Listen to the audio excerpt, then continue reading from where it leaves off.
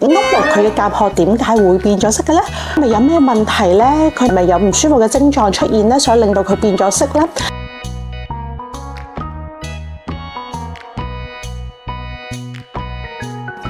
？Hello， 大家好，我係 Fanny。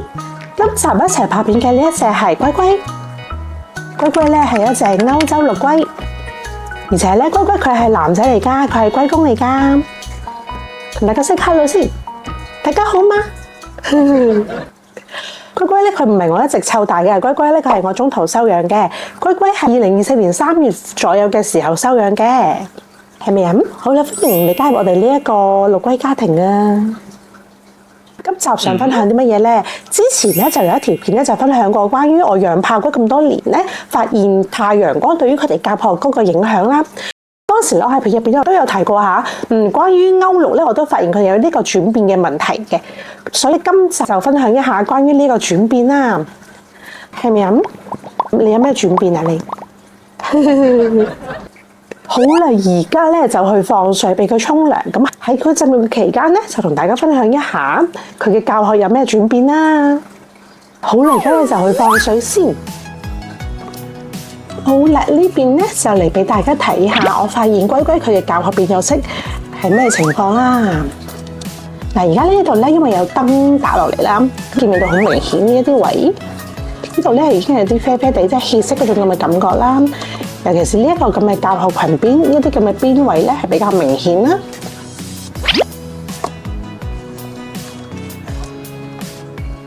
個咧係最明顯嘅變得，呢一個範圍咧係變得最明顯嘅血色咧，大家見唔見到啊？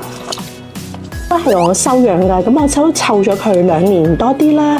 因為我屋企嘅露台咧係比較曬嘅，我初時咧發現佢嘅甲殼開始變色嘅時候咧，我都覺得好奇怪，佢係咪有啲咩問題咧？然之後咧，我就睇翻佢前後相嘅對比啦。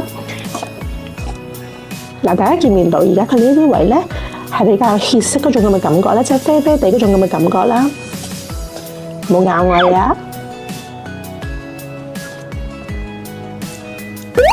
好啦，鏡頭一轉咧，我哋又翻返嚟呢個畫面啦。歡迎你翻嚟啊！出完糧你舒唔舒服啊？握下手先。頭先喺片入邊咧就影咗俾朋友仔睇，佢嘅甲殼咧係變咗色啦。咁喺呢度咧就想分享翻屋陸佢嘅甲殼點解會變咗色嘅咧？原來佢哋嘅甲殼咧，除咗佢哋本身嘅基因決定咗佢哋嘅甲殼顏色之外咧，曬得多天然嘅太陽嘅話咧，呢個紫外線係會令到佢哋嗰個色素沉澱啦，所以慢慢咧佢哋嘅甲殼曬得太陽多嘅情況之下咧，就慢慢咁樣變咗色啦，就變咗呢個血色啦，即係啡啡地嗰種咁嘅感覺啦，係咪啊？恭喜你喎！初時咧，我發現佢變咗色嘅時候咧，我都覺得好奇怪啊！佢係咪有咩問題咧？佢係咪有唔舒服嘅症狀出現咧，所以令到佢變咗色咧？後期咧，我就問咗一啲有養歐陸嘅資深前輩龜友師兄啦。之後咧，我自己亦都有再去 Google 爬文有查過啦。原來咧呢個情況咧係正常嘅，所以咧如果朋友仔都係有養歐陸，亦都發現曬得太陽多，佢慢慢有變色嘅情況之下咧，大家就唔需要過分緊張啦。呢個咧係一個自然嘅現象嚟㗎，係咪啊？另外咧喺度都要提醒一下大家朋友仔啦，而家咧夏天咁焗熱嘅天氣啦，雖然話夏天係陸龜佢哋曬太陽嘅好時機啦，但係咧亦都要注意翻佢哋曬太陽嘅同時，曬太陽嘅環境唔好過分嘅暴曬啦，要盡量做翻啲遮陰嘅地方俾佢哋啦。另外有養喺爬箱嘅朋友仔咧，大家都要留意啦，注意爬箱嘅通風啦，因為通風對於陸龜嚟講咧都係好重要㗎。佢哋咧唔係凍親先會病㗎，佢哋焗親、熱親一樣都會病啦。熱衰竭咧對於佢哋嚟講咧都係一個好致命嘅因素嚟㗎，所以咧尤其是係呢啲夏天咁焗熱嘅天氣咧，我哋主人咧都要多加留意啦。因為陸龜咧佢哋唔同貓狗啦，佢哋亦都唔會話發聲咧。當佢哋發得聲出嚟嘅時候咧，其實個問題咧已經係好嚴重㗎啦。所以平時我哋主人咧都要稍為多加留意一下呢啲咁嘅情況啦。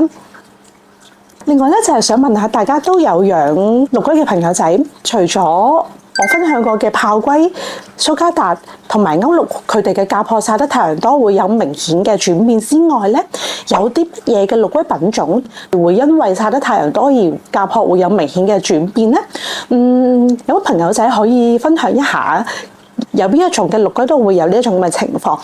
我之前咧就聽一個龜友師兄講咧，佢嘅阿達咧曬得太陽多嘅甲殼都有少少墨綠色嗰種咁嘅轉變嘅。咁但係咧我就未見過實物，所以咧我哋喺呢度咧都唔同大亦都冇辦法同大家分享啦。但係咧歐陸佢就有呢個明顯嘅轉變咧，咁所以咧就可以同佢一齊拍片同大家分享啦，係咪啊？好啦，咁今日呢條片嘅分享咧就係咁多先啦，我哋下條片再見啦，拜拜。